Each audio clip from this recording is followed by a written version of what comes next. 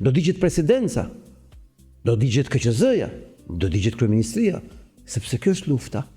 Në moment që ti do të pushtosh vendin dhe këto institucione janë ato që sepse presidenti dekreton, më kupton logjikën.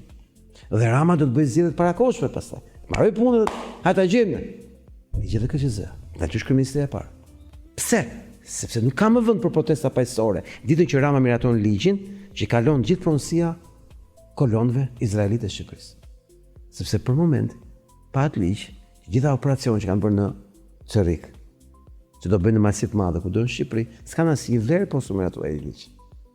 Janë të kthyeshme mbrapsht. Atë ditë që bëhet ai ligj, nuk kthehen më dot mbrapsht. Ma kuptove logjik. Sepse në momentin që ti e ke me ligj që të njëjtat drejta e pronësisë, ty për 100 vjet, 200 vjet nuk guxon kush me ta rimar pronën. Pra e ka çufoja për gjithmonë, për gjithë jetën. Se kështu është ligji ndërkombëtar. Prandaj atë